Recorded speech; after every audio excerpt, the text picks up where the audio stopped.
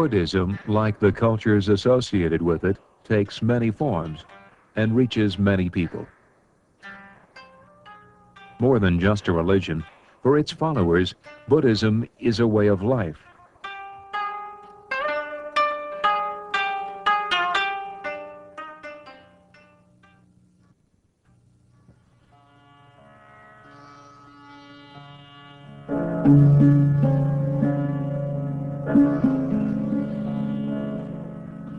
In the year 563 BC, a prince was born in a town near the Himalayas in northern India. That town, Lumbini, is now in the country of Nepal. According to legend, the birth of this prince, known as Siddhartha Gautama, was accompanied by miracles. A seer predicted that a parting of the ways lay ahead.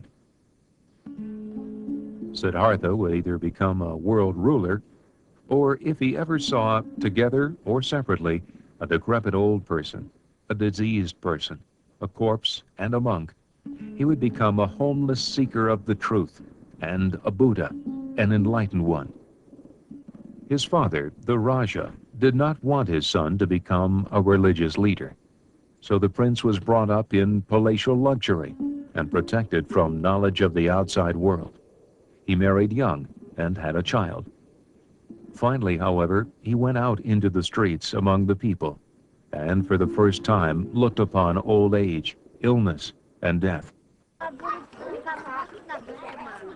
He sought out the nature of old age, of sickness, of sorrow, and of death. Siddhartha then came upon a Hindu holy man and was deeply impressed by the sadhu's calm and peaceful nature. As a result of this encounter, at the age of 29, Siddhartha left his home, his wife and child, and the promise of earthly power and glory. He took to the roads of India in search of the truth about human existence. The prevailing religion in India at that time was Hinduism, a religion that worshipped many deities and believed that living a life of extreme hardship was the way to gain spiritual merit. As he wandered, dressed in rags and penniless, Siddhartha encountered more Hindu holy men, or sadhus, who deeply impressed him with their simple lives of prayer and meditation. They lived as ascetics, having devoted their lives totally to God.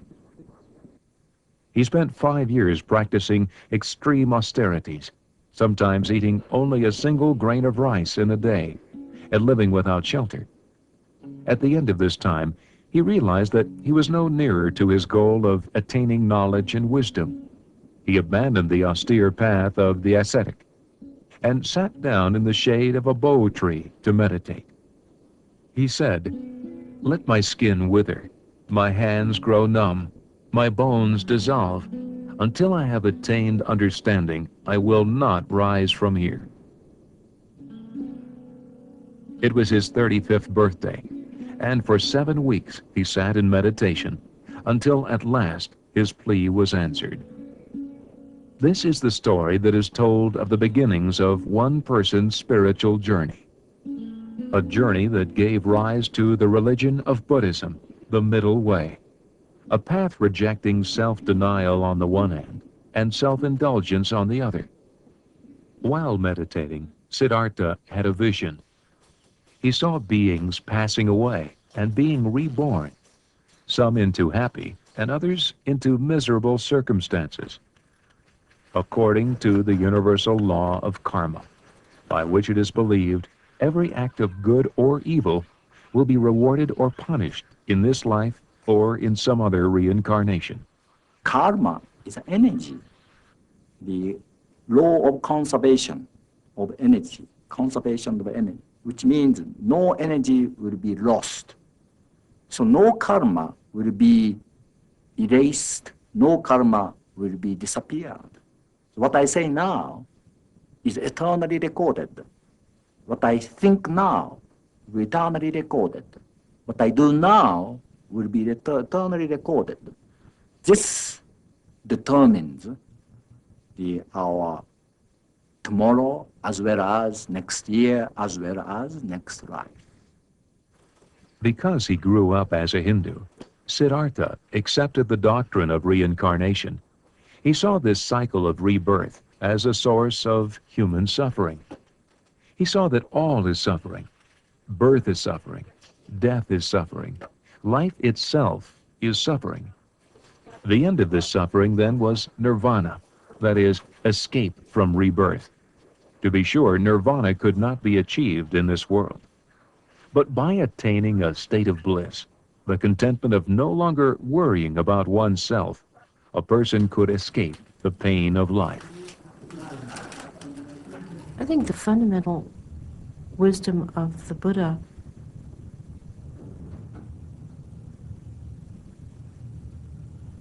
has to do with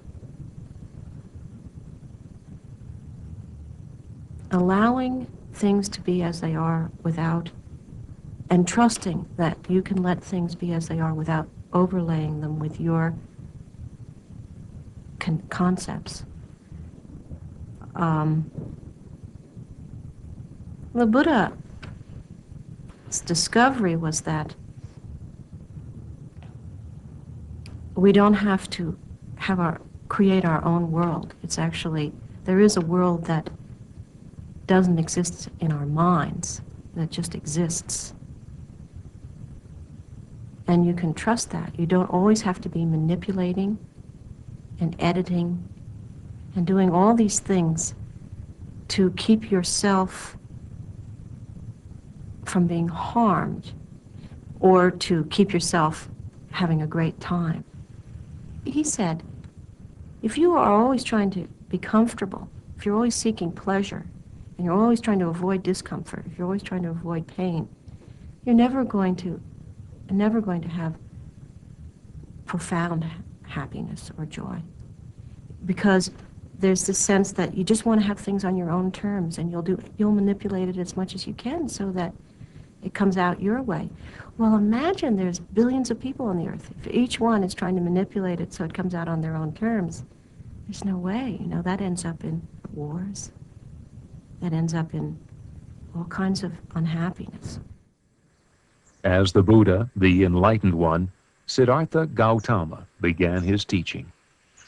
In his first sermon, here in the Deer Park, near Banaras, India, he taught that what he had discovered was the noble truth of the way that leads to the cessation of pain.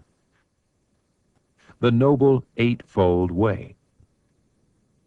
Namely, right views, right intention, right speech, right action, right livelihood, right effort, right mindfulness, and right concentration. For the rest of his life, the Buddha traveled from village to village, teaching his eightfold way.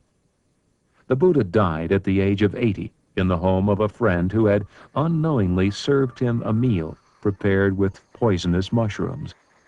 At the end, he uttered these comforting words. In all of his lifetime, 2 meals stood out as supreme. One was the meal he ate before he sat beneath the bo tree, after which he received enlightenment.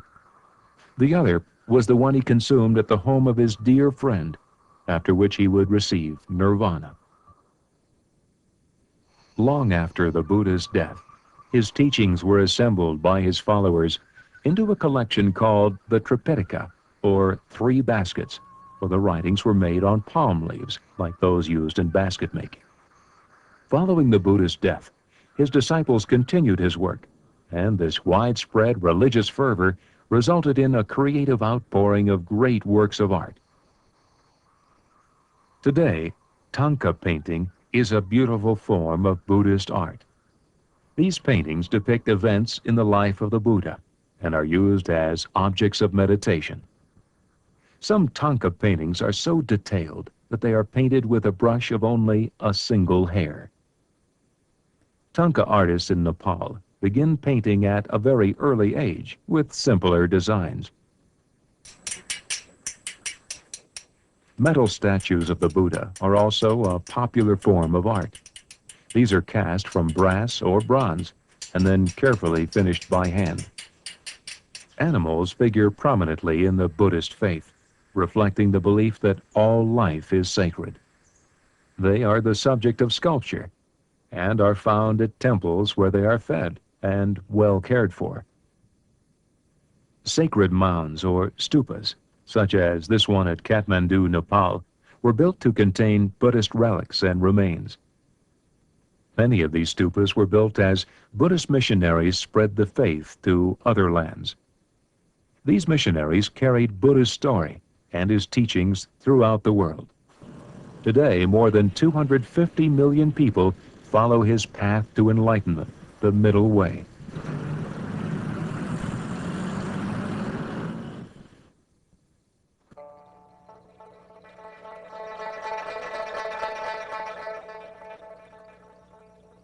Buddhists in Thailand, Sri Lanka, Burma, Cambodia, Laos, and Vietnam follow what is called Theravada Buddhism, the way of the elders. This is an orthodox form of Buddhism, claiming to preserve the original interpretation of the Buddhist teachings, as taught by the senior monks of the Sangha, the monastic order founded by the Buddha. Theravadists believe that the Buddha was a great teacher rather than a god, and that they can bring about their own salvation by following the Buddha's example. Within Buddhist temples and monasteries throughout Thailand and Burma, nearly all young men spend a few months of their lives in intense training as monks. Before Thai men marry, Before Thai men marry, they will go into the temple. They become monks. It is the custom in Thailand. They believe here that the custom can make their parents happy. And then when they die, they believe they can go to heaven. Called novices until they are ordained at the age of 20, these young men learn discipline in their lives and in their studies. While in school, they study the fundamentals of Buddhism, as well as secular subjects, such as English and math. The school is usually connected to a temple.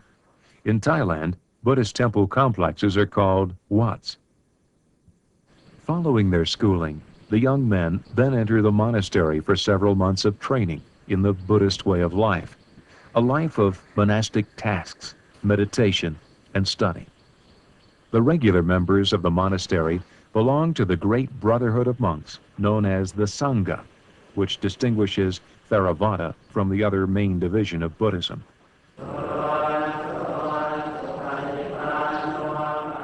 Their monastic life is spent in such disciplined activities as ceremony and prayer. In this ceremony, the monks chant while the people bring food as gifts for the monks. This is part of a great celebration, marking the anniversary of the full moon, when the Buddha preached his first sermon.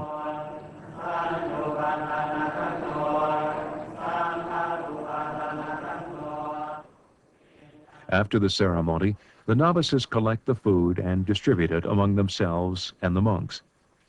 In Thailand, even the military participates in religious activities. On the night of the full moon, the soldiers come, along with many other people, to make offerings of flowers and incense, and to hear the chief monk of the temple speak. Later, people come to light candles and incense, and to chant and pray. Sworn to poverty, the monks receive their food, clothing, and other needs from the people, who gain religious merit through such offerings. Here, several monks return to the temple at sunrise, after their early rounds to receive food. They do not beg. The food is offered gladly by the faithful. Solid food is forbidden the monks in the afternoon and evening, for Buddha warned that he who becomes fat is born into suffering again and again. we take food 2 times. We take food 2 times as monks, And lunch. in the morning and lunch. Other time not. Other times we do not eat. We do not take food, because that is a rule of the Buddha. We can We can take water and coffee, But food? I cannot take food. In return for supporting the religious community, the people receive their religious education and examples of right conduct from the monks.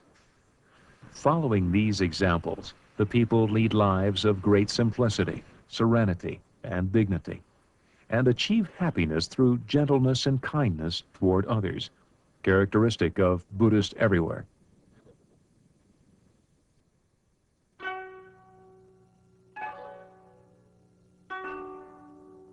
Another great branch of Buddhism, known as Mahayana, or the large vehicle, is practiced in Japan, Korea, China, Mongolia, Tibet, and Nepal. It is called the large vehicle because it incorporates a much wider range of principles and teachings than Theravada Buddhism. The path of Mahayana Buddhism teaches that the Buddha was a god and pays homage to a host of Buddha-like deities who came to earth in the form of men. Unlike the Theravadis, Mahayanas believe they can be saved by their faith in these gods. Here at the great Swayambhunath Stupa in Kathmandu, Nepal, people come to pray. Sometimes this takes the form of turning prayer wheels. These wheels are inscribed with hundreds of prayers. By turning them, it is believed that these prayers are sent to heaven. The path to the stupa, like that of life, is steep and arduous. At the top, the faithful walk around the stupa, turning prayer wheels and chanting.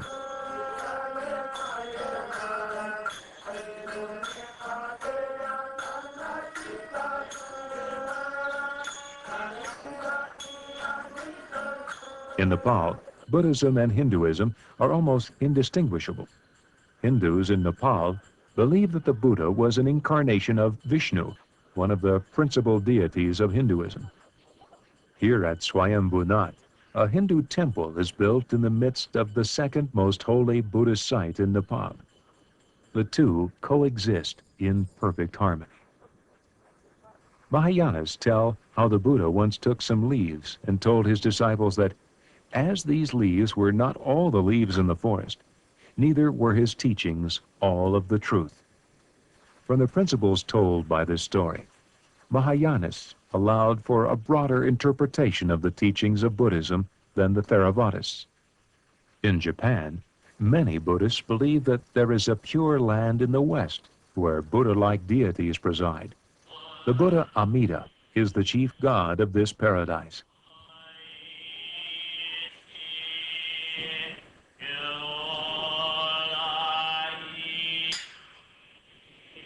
There are many Pure Land temples in Japan, which house these Buddhist deities. On special days, chants and music are performed to honor these divine beings. On the Buddha's birthday, small shrines called flower temples are set up, where the faithful can bathe the image of Buddha with water.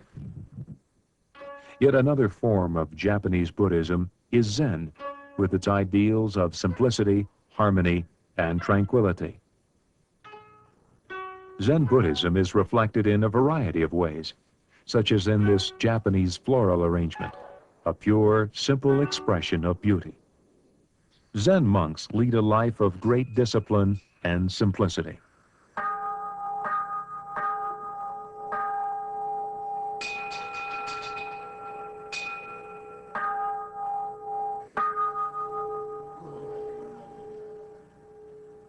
They believe that enlightenment can come in a flash of revelation, but much spiritual work is done while waiting for that revelation. I was born a relatively materialistic family, but my parents are very faithful Buddhist. And I was watching their lives when I was child. And when I became a certain age, I realized that for them it was very important to have a religion like the oasis in the desert. Otherwise, we may work and make money and live comfortable, civilized life, but still just traveling in a desert, an endless desert. And we do need the oasis. And to me, and like my parents, the religion is indispensable oasis. Zen monks live in temples and monasteries, often surrounded by beautiful gardens designed specifically to quiet the mind and assist the monks in achieving deep meditation. Much of their lives is spent in prayer, meditation, chanting, and other rituals.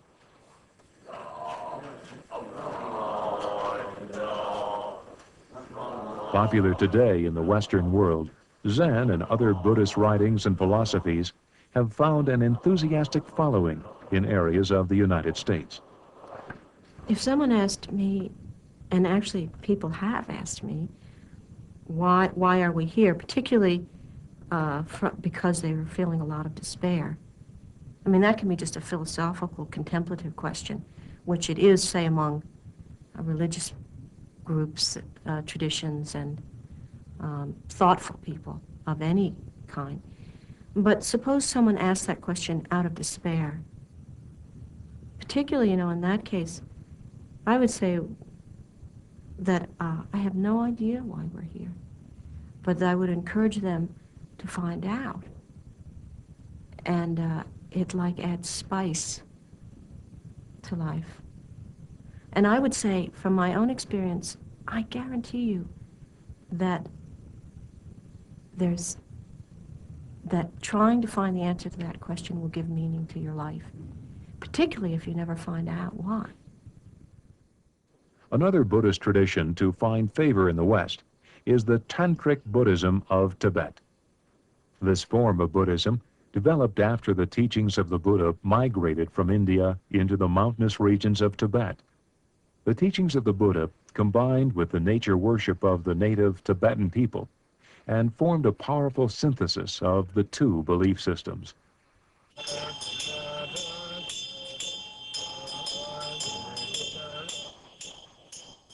Tantric Buddhists rely upon prayers and incantations to guide their religious life.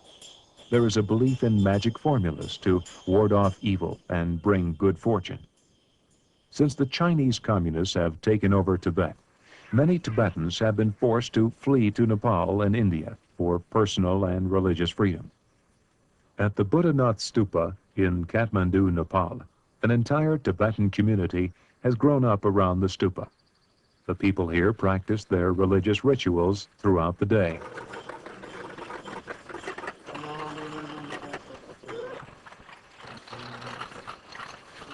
At a nearby Tibetan Buddhist monastery, monks live, work, and worship.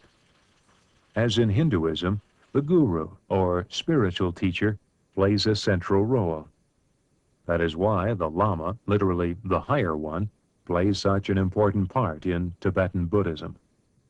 Janggun Control Rinpoche is a Tibetan Buddhist High Lama, one who has become master of his own fate and has escaped the cycle of birth, death, and rebirth. The Rinpoche was asked what it means to be a Buddhist.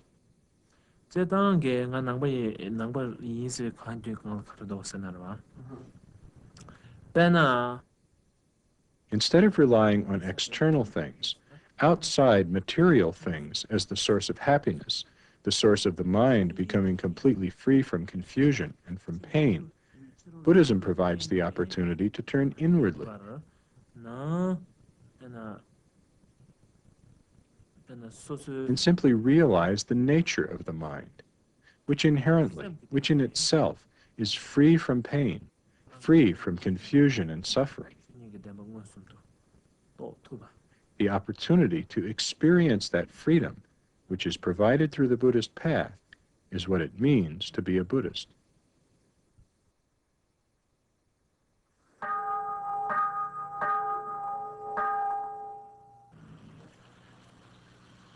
As you have seen, there are many different paths trod by the Buddhist faithful, and each one possesses characteristics of its own Each is a reflection of those lands from which the faith took hold and developed. But all share a faith in the Buddha, a belief in the virtues he taught, and hope for the bliss and perfect peace of nirvana.